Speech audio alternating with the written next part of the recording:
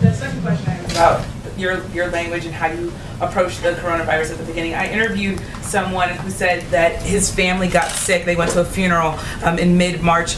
And they said mainly because the president wasn't taking it seriously. He said, if the president had had a mask on, if he was saying we should stay home, then I would have stayed home. Well, Instead, I have family members. He said his family members were sick, and because they were listening to you. And do you feel like, or are you concerned that downplaying the virus maybe got some people sick? And a lot of people love Trump, right? A lot of people love me. You see him all the time, right? I guess I'm here for a reason, you know? To the best of my knowledge, I won. And I think we're going to win again. I think we're going to win in a landslide. But just so you understand, you're talking about March, right? Yeah. And yet, excuse me, I know, I understand. And yet in January, a certain date, you know the date better than I do, we put on a ban of China where China can't come in. And before March, we put on a ban on Europe where Europe can't come in. So how could you say I wasn't taking it seriously? You know, I put on a ban on China before anybody in this country died. I put on a ban. And so you tell me Nancy Pelosi she wanted to have a street party in Chinatown in San Francisco at the end of February. That's a month later. And then they tell me it's only a political talking point, but you feed into it because you're too good a reporter to let that happen. Really, you are a good reporter. You're too good a reporter to let that happen. Remember this. So at the end of January, I put on a ban.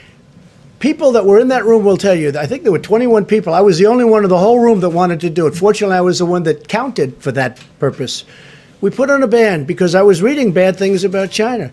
World Health Organization should have told us. But I was reading it with or without them. They should have known. All they had to do was read it. They didn't have to even be there. But they tried to cover up for China. World Health covered up for China.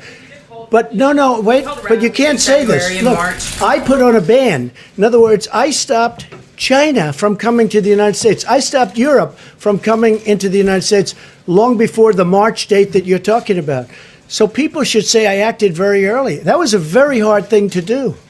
Doing that was a very hard thing. I didn't want to do that, but I did it because I thought, and Dr. Fauci said that by doing it, President Trump saved tens of thousands of lives. So I did take it very seriously. You held rallies in February and in March, and there are some Americans. Oh, I don't know. I don't know about rallies. I really don't know about rallies. I know one thing. In February. I haven't left the White House in months, except for a brief moment to give a wonderful ship the comfort. You held a rally in March. I don't know. Did I hold a rally? I'm sorry, I hold a rally. Did I hold a rally? Let me tell you, in January, when I did this, you had virtually no cases and no deaths, and yet I put it on. So how could I not? Why was Nancy Pelosi, right? Nancy Pelosi is holding a street fair. She wants a street fair in San Francisco in Chinatown to prove, you know what the purpose of it was? To prove that there's no problem. Many other politicians did the same thing and wanted to prove. While I was, no, of course not. No. I've been, people are amazed at how early I acted, and I did act early. With that being said, it's very hard to say, let's close down the greatest economy in the history of the world. I had to close down, I and everybody else that works with me and 300 and close to 350 million people built the greatest economy in the history of the world. Best employment numbers, best stock market numbers, best numbers in virtually every category, even good manufacturing numbers. The previous administration said manufacturing was dead for our country.